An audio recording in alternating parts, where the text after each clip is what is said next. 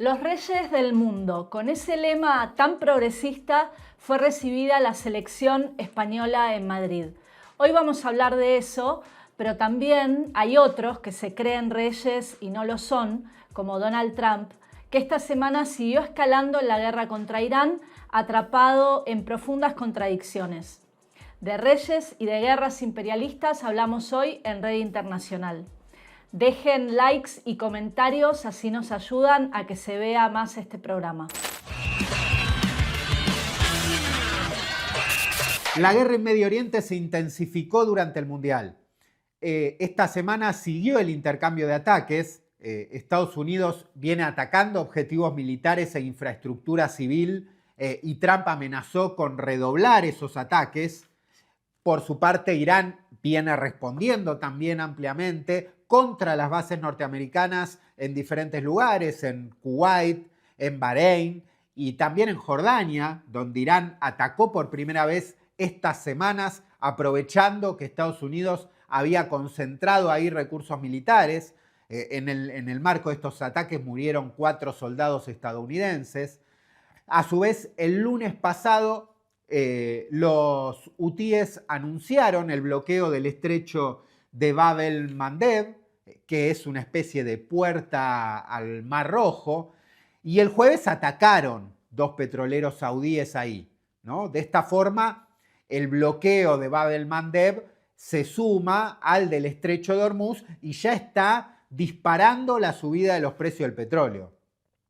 El bloqueo de los hutíes afecta enormemente a Arabia Saudita, que había comenzado a sacar el petróleo por ahí, ¿no? Frente al bloqueo iraní de Hormuz.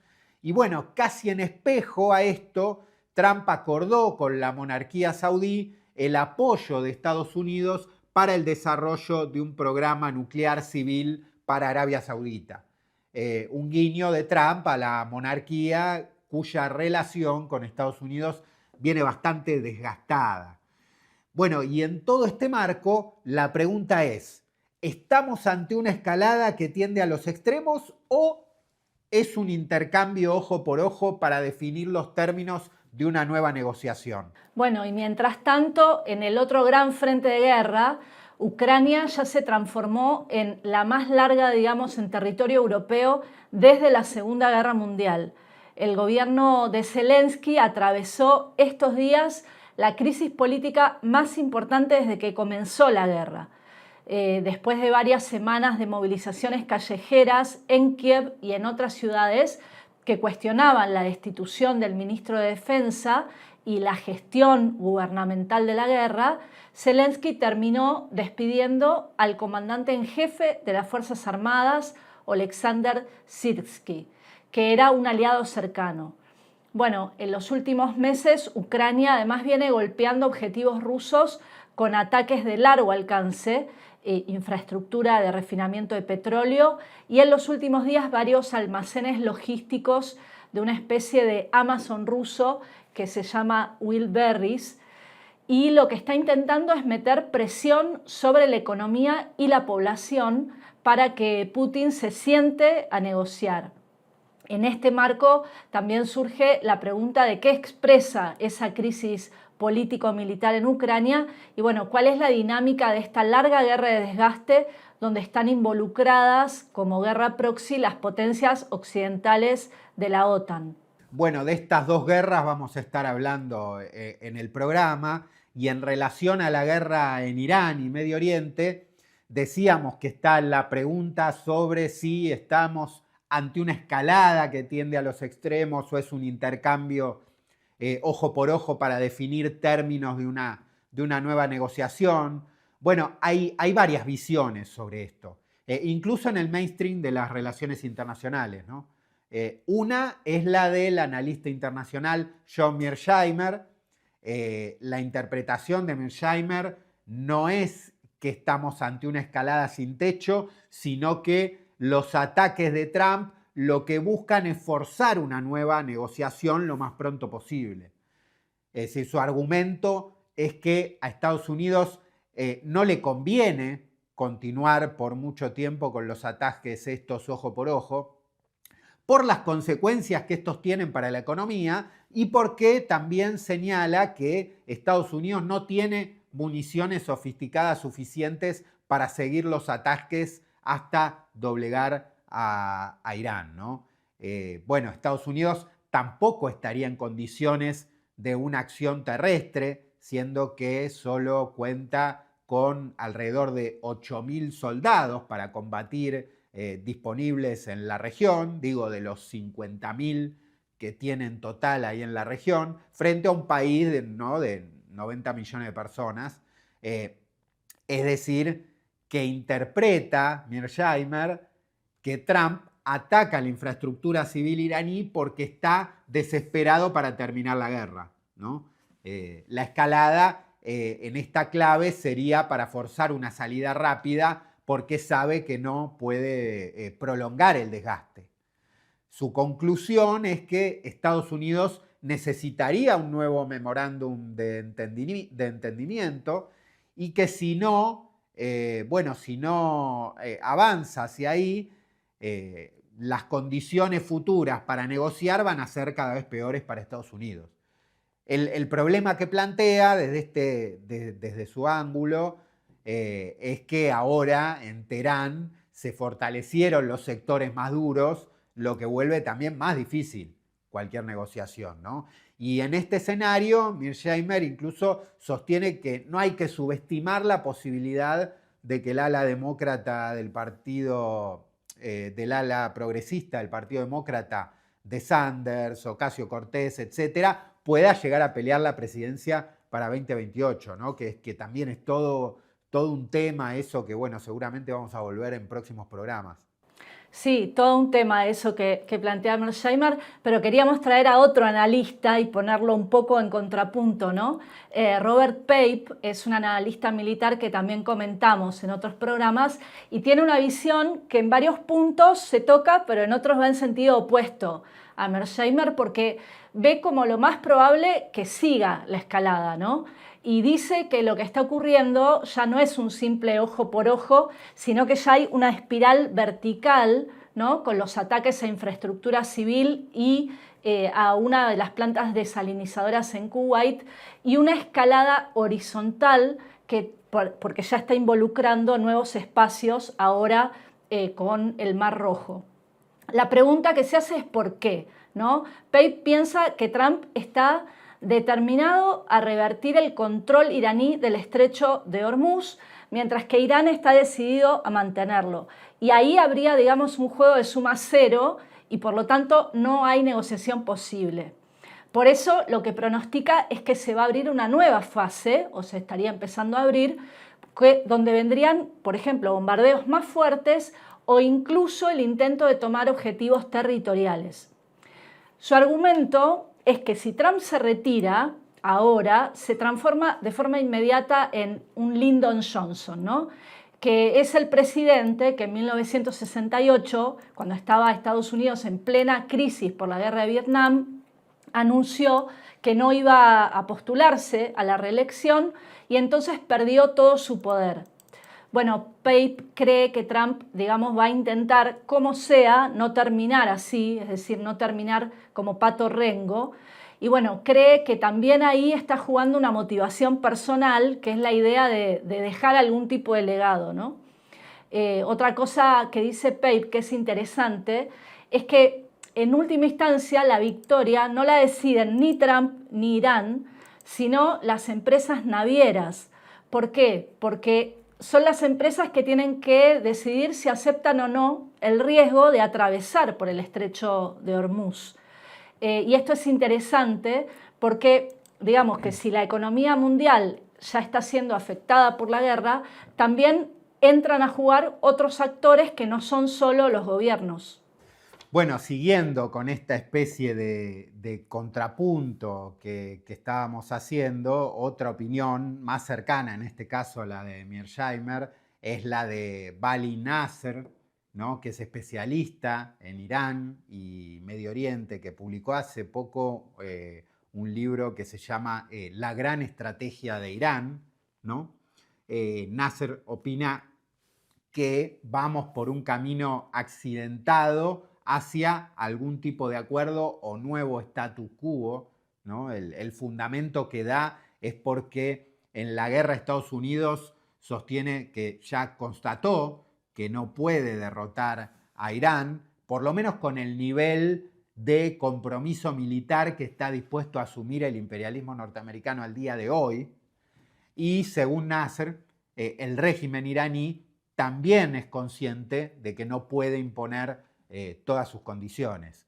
La tesis de Nasser en su libro, que sobre la gran estrategia de Irán, es que el régimen iraní se volvió mucho más pragmático en cuanto a la realización de su interés nacional como potencia regional. Y en algún punto dice, basado en esto, tendrán que llegar a algún status quo sostenible. No lo llama paz, ¿no? Lo llama nuevo status quo. Por eso, para fundamentar esto, también resalta que mientras caen los misiles, siguen las conversaciones técnicas, ¿no? Bueno, siempre en estos pronósticos sabemos que se mezcla el análisis con los deseos también. Bueno, lo que analiza en profundidad Nasser, y creo que es claro esto, es que el orden anterior que había en Medio Oriente, bueno, ya no existe más, y Estados Unidos ya no es garantía de seguridad para las monarquías de la región. Por eso, mientras algunos como los Emiratos Árabes o Bahrein profundizan la alianza con Israel, otros como Arabia Saudita buscan agruparse con Pakistán, Egipto, Turquía. Bueno, en ese marco es significativo el acuerdo sobre el programa nuclear entre Trump y la monarquía saudí. Este acuerdo que se anunció esta semana, ¿no? Porque es un guiño muy importante de Trump tratando de contrarrestar un poco esto. Sí, y bueno, mencionaba antes la crisis política que se abrió en Ucrania y es muy importante ver lo que está pasando en este otro gran frente de guerra. La crisis empezó cuando Zelensky, decíamos, destituyó al ministro de Defensa, Mikhailo Fedorov, un tipo de 35 años, visto, digamos, como un referente de un sector modernizador del ejército que apuesta por la guerra de drones frente a los jefes del ejército más veteranos formados en la era soviética. Entre estos dos sectores venía habiendo choques cada vez más fuertes y Zelensky, haciendo equilibrio entre ambas facciones, primero apostó por mantener la jefatura militar tradicional. Bueno, lo nuevo es que eso provocó manifestaciones masivas a favor de Fedorov, percibido como el que podía hacer más eficiente la guerra con los drones y sobre todo menos costosa en vidas humanas. Zelensky no aguantó el pulso de la calle y retrocedió y bueno, terminó bajando al comandante en jefe del ejército y trató de congraciarse con Fedorov. Lo que hay de fondo es una guerra larguísima que no se sabe qué salida tiene y con un costo altísimo en vidas humanas. Bueno, según un estudio que reproducía estos días El País, se calcula ya en 2 millones de bajas, es decir, entre muertos y heridos entre ambos bandos, y los muertos se calculan en cientos de miles.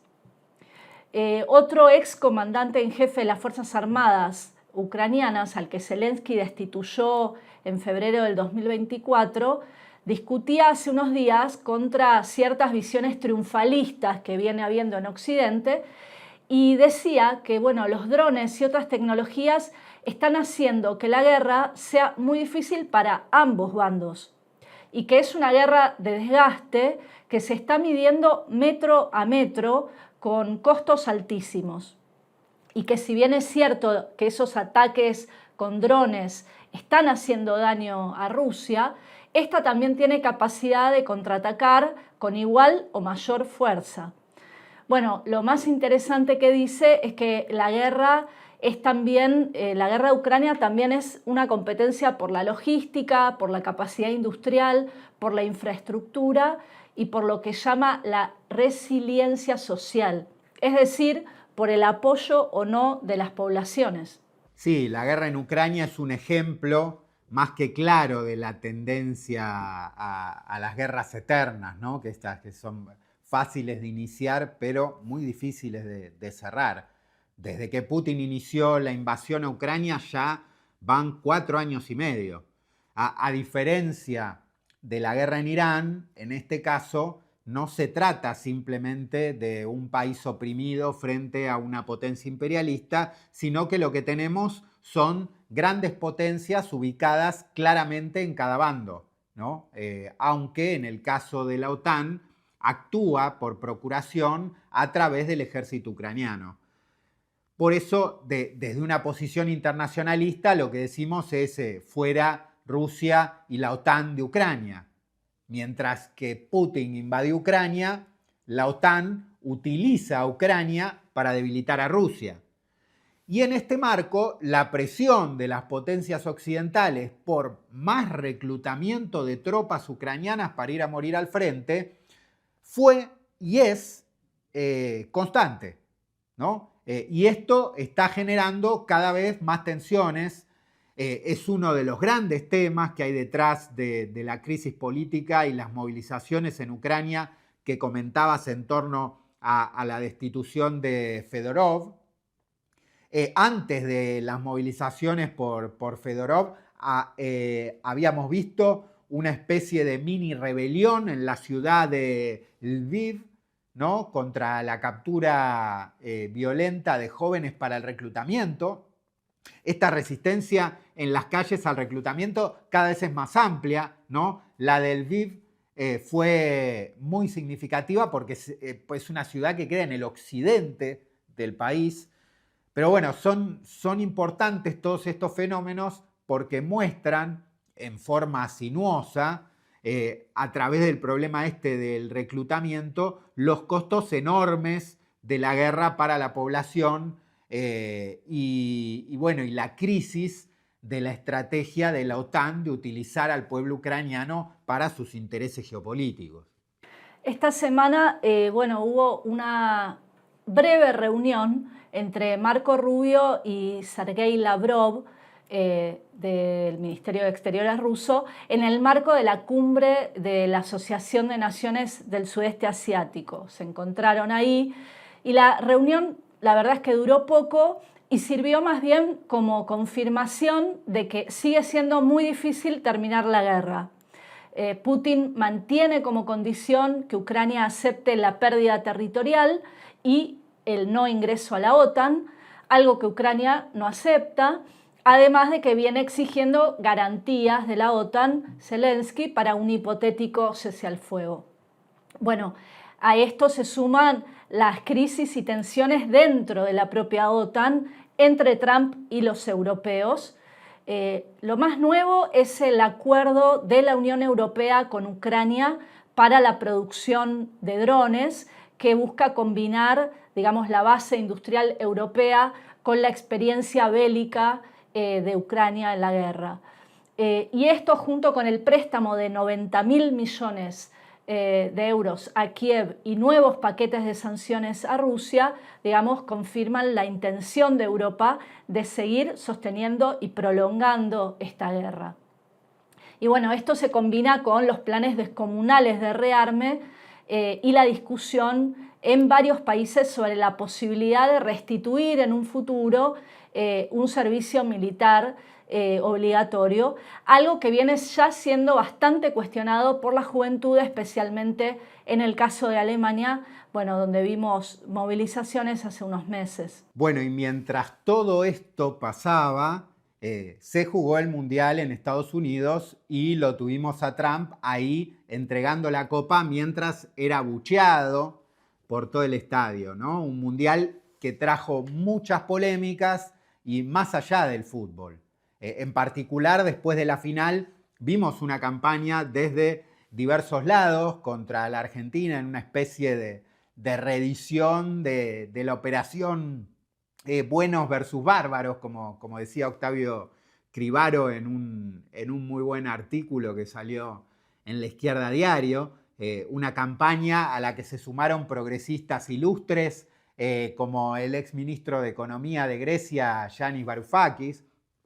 Antes había sido la discusión sobre Malvinas, a partir de la bandera que habían sacado los jugadores, que según el editor de la revista Jacobin de Estados Unidos, Bhaskar Sunkara, era un reclamo de la dictadura, ¿no? Lo charlamos un poco esto la semana pasada. Bueno, la izquierda será antiimperialista o no será, decía Miriam Bregman en un posteo sobre este tema, y bueno, y tiene toda la razón, ¿no? Esas reacciones del progresismo que se dice socialista, léase Varoufakis, Sunkara, etc. Bueno, muestra que esa parte del antiimperialismo parece que les es bastante ajena. Bueno, todo esto nada menos que en el marco de que hoy hay una ofensiva imperialista redoblada sobre América Latina y que acá estamos enfrentando a Milei, que hay que resaltarlo, tiene un rechazo cada vez mayor, ¿no? Ahora Milei salió a hacerse el indignado en defensa de la argentinidad, mientras el tipo está haciendo todo lo posible para que seamos una especie de neocolonia de los yanquis, ¿no? Pero bueno, para completar este mapa, si te parece, veamos la columna que preparó Lucía mostrando la otra cara de la moneda desde Madrid. Ahora que han pasado unos días, vamos a repasar 4 imágenes de la celebración de la selección española por el Mundial. 1. La familia real levantando la copa en el campo con el equipo. No han corrido ni un metro, pero ahí están. 2. Aterriza el avión y la primera parada, el Palacio de la Zarzuela, a una recepción con los reyes. 3. El autobús por el centro de Madrid. Por un lado pone Reyes del Mundo. Por el otro, el poder de la roja conquista el mundo. Hace falta que añada algo. Y 4. Rodri, el capitán, sobre el escenario gritando ¡Viva el rey! ¡Viva España! Por eso llevamos días diciendo que aquí hay una operación política. Se canaliza una alegría que es real hacia los valores reaccionarios del españolismo.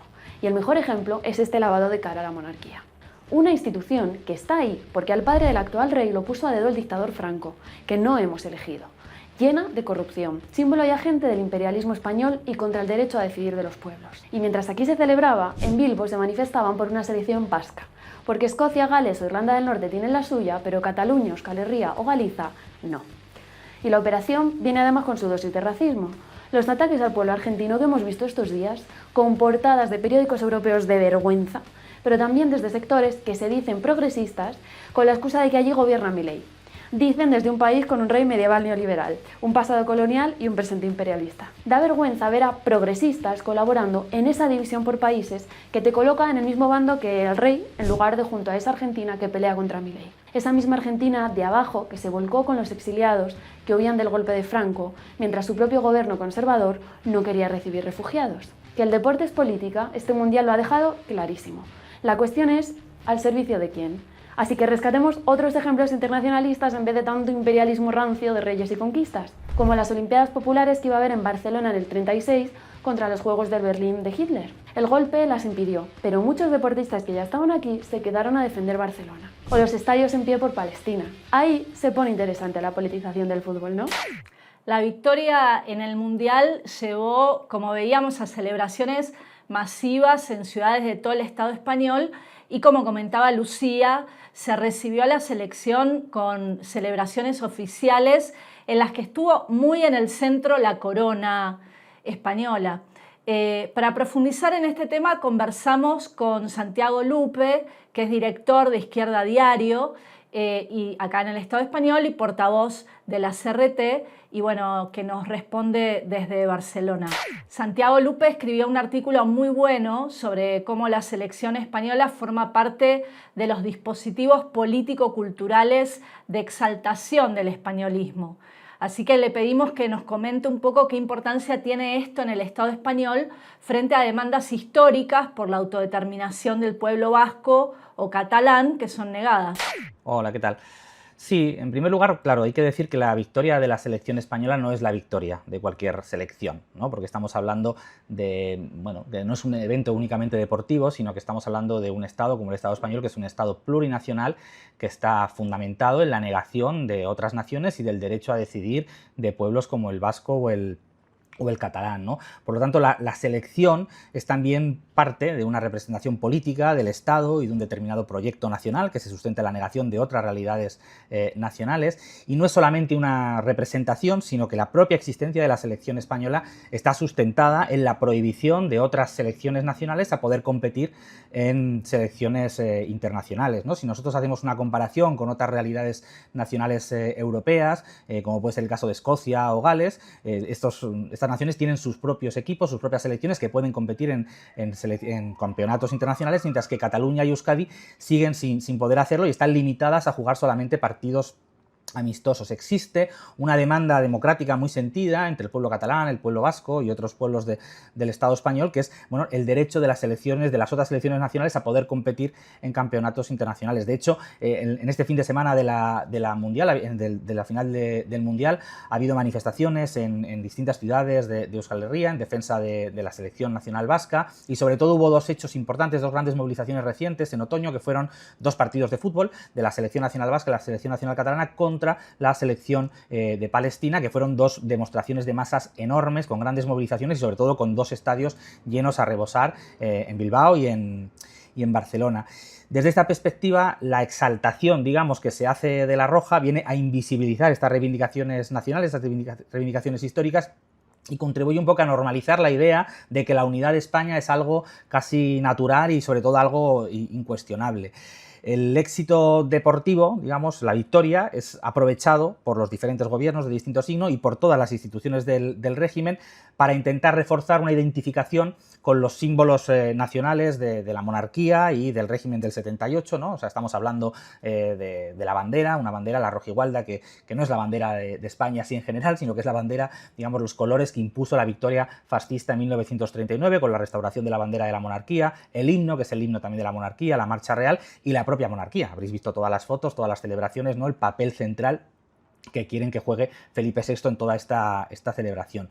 Yo en mi artículo lo que señalaba un poco es que la Roja es, digamos, la mejor embajadora o la embajadora más amable y puede ser que más exitosa de todo un proceso de restauración de estos símbolos, ¿no? Que hasta hace unos años estaban prácticamente proscritos para millones de sectores en el Estado español. O sea, por ejemplo, la bandera rojigualda en Cataluña ha vuelto a ondearse sin vergüenza, digamos, por la calle, cuando era la bandera detrás de la cual se articuló toda la represión contra el referéndum del 1 de octubre, todo el golpe del 155, el encarcelamiento del Govern, el procesamiento de más de 3.000 independentistas, ¿no? O en el caso de la monarquía lo mismo, es una institución que venía en caída libre, sobre todo por las corruptelas de Juan Carlos I, y que ahora se está intentando apuntalar, ¿no? Y obviamente la selección no es la culpable de todo esto, más bien la selección, la Roja, viene a ser el síntoma, ¿no? Y las celebraciones alrededor de esta victoria son el síntoma de un proceso que está muy bien descrito, de hecho, en el libro de Matías, de la movilización a la revolución, y que también se ha dado en el Estado español, ¿no? Como hubo grandes movimientos que impugnaban el régimen del 78, como fue el 15M, como fue el Procés Catalán, y bueno, a través de toda una serie de desvíos encabezados en el caso del 15M y de la impugnación al régimen por lo que fue Podemos, su integración en el gobierno, primero Podemos, ahora Sumar, o en el caso catalán, la derrota del movimiento independentista y la integración y claudicación de sus direcciones burguesas, ha llevado a una restauración de la normalidad, restauración del orden, ¿no? Restauración del régimen del 78, y que eso anima las pulsiones más conservadoras e incluso reaccionarias, que es lo que creo que estamos viendo en estos días alrededor, digamos, de gran parte de las celebraciones. Bueno, otra idea que circuló mucho es la de una España progresista que apoya a Palestina frente a una Argentina identificada de conjunto con el gobierno de Milei que apoya a Netanyahu, ¿no? Le pedimos a Santiago su opinión sobre esto y esto nos decía. Bueno, yo creo que es una dicotomía totalmente falsa, errada en muchos sentidos, ¿no? Yo creo que, en primer lugar, hay que distinguir, si nos referimos a la selección, ¿no? El posicionamiento que puedan tener determinados jugadores o gestos, más bien, como el que tuvo Lamine Yamal cuando enarboló la bandera palestina en la Rúa por la victoria de la Liga del Barça, que fue muy saludado, obviamente, por el pueblo palestino y por el movimiento de solidaridad con Palestina en general. También hay que decir que en esta Rúa y en estas celebraciones no hemos vuelto a ver, ni por parte de Lamine Benjamín ni de ningún otro jugador un símbolo o una manifestación de solidaridad así. Yo imagino que es más fácil hacerlo en las calles de Barcelona con una victoria del Barça que delante de la FIFA, delante de Trump, o incluso en las propias celebraciones de la selección, donde algunos aficionados se atrevieron a ir con banderas palestinas y salieron poco menos que corriendo, ¿no? Porque muchos de los grupos ultraderechistas, que son los que tienen la hegemonía en ese tipo de celebraciones, lo sacaron poco menos que a palos. Pero bueno, eso es una parte, es decir, el posicionamiento que puedan tener algunos jugadores, pero intentar identificar eso con la selección como parte de este engranaje, de estas instituciones de las que hablábamos antes, está totalmente fuera de lugar. En primer lugar, tendríamos que decir que la selección podría haber tenido algún gesto de solidaridad con Palestina, como lo tuvieron la selección vasca y catalana, pero la selección española no ha ofrecido jugar un amistoso a Palestina. De hecho, los partidos que jugó Palestina en Barcelona y en Bilbao eran los primeros partidos, y hasta ahora me parece que los únicos, que ha jugado la selección palestina a nivel internacional. Pero si además esta asociación la queremos elevar al Estado español, es totalmente ridícula, ¿no? O sea, el Estado español y el gobierno, incluso progresista, entre comillas, de Sánchez y Sumar, se han llenado, digamos, la boca de palabrería en favor del pueblo palestino, han tenido gestos de separación o de denuncia de algunos elementos más atroces del Estado de Israel y de Netanyahu, pero la política se hace con hechos, y con hechos, si vamos a los hechos, el Estado español, tal y como le vienen exigiendo incansablemente el movimiento de solidaridad con Palestina, sigue manteniendo, o sea, no ha roto en absoluto ninguno de los lazos comerciales, diplomáticos, económicos con el Estado de Israel, y sobre todo hay un punto caliente, que es toda la cuestión de la colaboración directa con el genocidio, la complicidad directa con el genocidio, que la está y la mantiene por dos vías. En primer lugar, con un embargo de armas que no está el embargo de armas, se siguen utilizando los puertos del Estado español para el tráfico de armas, para el comercio de armas hacia el Estado genocida, y también el no embargo de armas. Hay un embargo de armas más o menos decretado, pero que tiene una cláusula de excepcionalidad por intereses estratégicos del Estado español, que hace que una gran cantidad de contratos que tiene el Estado español con la industria militar armamentística israelí se mantienen. Durante todos estos años el Estado español ha seguido comprando munición para la Guardia Civil, cohetes, lanzacohetes y toda una serie de elementos de tecnología militar que son claves y fundamentales para los planes de rearme imperialista que tiene el Estado español, ¿no? Y que se están manteniendo a pesar de que el genocidio no se ha detenido en ningún momento. Esta misma operación de equiparación, si la miramos en el caso de Argentina, pues sigue siendo totalmente errada. Intentar equiparar lo que han sido un intento de instrumentalizar por parte de Netanyahu, Ben-Gvir o el propio Milei la selección argentina para intentar presentarla como la selección de Israel. Bueno, eso es una gran campaña que tiene el sionismo, el Estado sionista de Israel y una buena parte de la derecha internacional, que obviamente tenemos que combatir. No se le puede atribuir a la selección argentina las posiciones de su gobierno o de su Estado, ni mucho menos al Estado de Argentina, ¿no? Aquí volvemos a lo mismo. Una cosa son los posicionamientos individuales, y obviamente tenemos posicionamientos individuales que saludamos de jugadores de la selección argentina, como los que desplegaron la pancarta por Malvinas, o los que negaron el saludo a Trump. Tenemos otros que repudiamos, como fue la famosa y triste foto de Trump con Messi en el despacho Oval, ¿no? Pero eso es una cosa. Otra cosa es la selección o lo que significa la selección y lo que significa sobre todo el pueblo argentino, que en primer lugar hay millones de argentinos que se han manifestado también en solidaridad con Palestina y en contra del genocidio, y que están en contra del genocidio. Los índices de repudio al genocidio, eso salía recientemente en un artículo, entre el Estado español y Argentina son muy similares, y de rechazo al genocidio del Estado de Israel, y además que son también, estamos viendo cada día, ¿no?, múltiples actos de resistencia contra el gobierno de Milei, contra su agenda ajustadora, contra su agenda de la motosierra y contra su agenda de vender el país al imperialismo norteamericano, y ya de paso también darle algún trocito al sionismo israelí. Intentar hacer esta operación tiene una lectura desde el Estado español que tenemos además que rechazar firmemente, porque es intentar embellecer, digamos, el imperialismo español como si fuera parte, no sé, de un imperialismo bueno o de una suerte de embajador de los pueblos oprimidos, cuando estamos hablando del imperialismo español. Viene jugando un papel histórico, ya no hablo solamente del oro, digamos, del proceso de colonización, sino del nuevo oro que se viene robando en el último siglo o en las últimas décadas especialmente, y que lo hace a través del expolio de multinacionales como Repsol, como BBVA, como Telefónica, como el Santander, ¿no?, que han robado a manos llenas, que lo siguen haciendo en la actualidad, y de los cuales el gobierno del PSOE y Felipe VI, como embajador de estos piratas, sigue siendo, digamos, el principal defensor, ¿no?, de sus intereses en el expolio contra otros pueblos oprimidos. Finalmente, algo que pasó más desapercibido en los grandes medios es que se cumplieron hace unos días 90 años del inicio de la Revolución Española. Santiago Lupe escribe mucho sobre este tema, así que aprovechamos para preguntarle cuál es la importancia hoy o algunas claves de por qué hoy es tan importante conocer las lecciones de esa enorme revolución. Bueno, yo creo que ha sido un aniversario bastante interesante, más incluso de lo que yo esperaba, digamos, hace unos meses. Aquí, para que os hagáis una idea, el aniversario nos cae en pleno verano, pero bueno, se han hecho toda una serie de actos. Nosotros también, desde la CRT, hicimos un acto aquí en Barcelona, en el Casal Socialista Yolanda González, que lo acabábamos de inaugurar, pero ha habido bastantes actos y es interesante porque hay un digamos, renovado interés en la revolución social del 36, ¿no? Hasta ahora, gran parte de la política memorialística, sobre todo que se hacía desde la academia, desde el Estado, pero incluso desde buena parte de la izquierda, era una política memorialista que ponía el acento en el concepto de la guerra civil y la lucha contra el fascismo y dejaba un poco más de lado esa idea de la revolución social que se inicia en la retaguardia republicana. Y esta vez sí que hemos visto que hay, ya digo, desde distintas perspectivas, incluso un renovado interés en lo que fue una de las revoluciones sociales más importantes del siglo XX, ¿no? Estamos hablando de una revolución social que derrotó un golpe militar fascista, donde había una superioridad militar por parte de los militares golpistas sobre las fuerzas de la clase trabajadora, pero que inmediatamente posterior, justamente por ese protagonismo popular y obrero sobre todo, se desató un proceso de expropiación masiva e inmediata de las grandes empresas, transportes, del campo, de puesta a producir bajo control de comités obreros, ¿no? Esta constitución de milicias obreras, o sea, todo un proceso de autoorganización muy profundo, ¿no?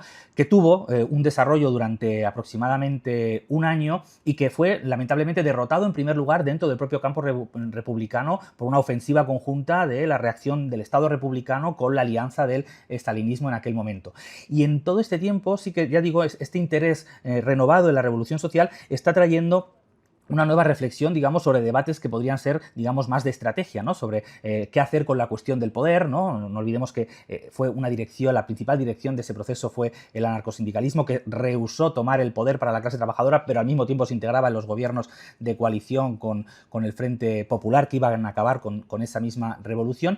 Y también un debate interesante sobre, bueno, de qué manera constituir ese nuevo poder obrero, ¿no? Esa forma de gobierno de las y los trabajadores a través de todos esos organismos de autoorganización que estaban apareciendo, las milicias, los comités de abastos. Así que me parece que es una gran revolución a la cual, bueno, desde el Estado español, pero no solo desde el Estado español, en general desde la izquierda revolucionaria y desde el trotskismo, la revisitamos muy habitualmente como una fuente de lecciones de la que nunca dejamos de aprender y que yo invito sobre todo a las nuevas generaciones que quizás no la conocen tanto, todavía no han estudiado, que la estudien porque es un enorme laboratorio, lamentablemente una derrota, ¿no? Pero de la cual podemos extraer valiosas lecciones para pensar cómo nos armamos y cómo nos preparamos para las revoluciones del siglo XXI.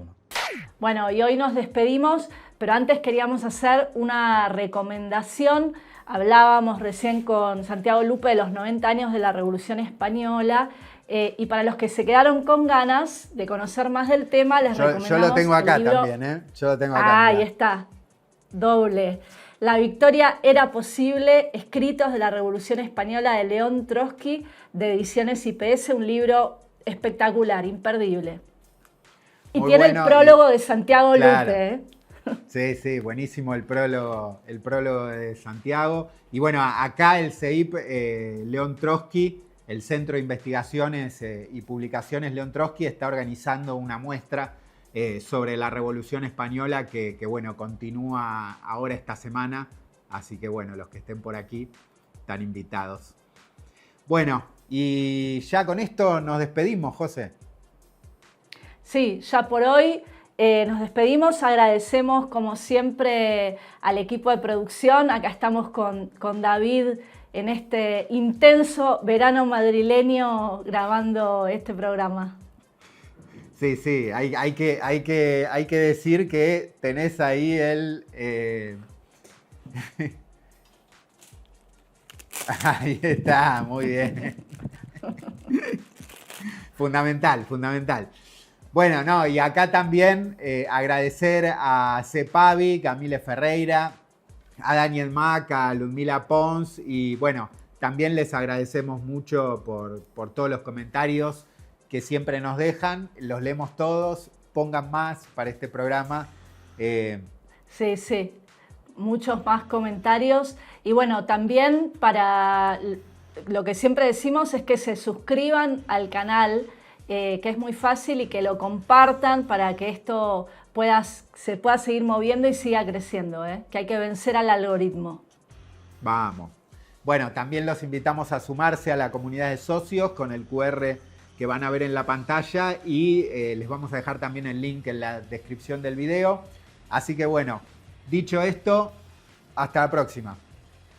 Nos vemos.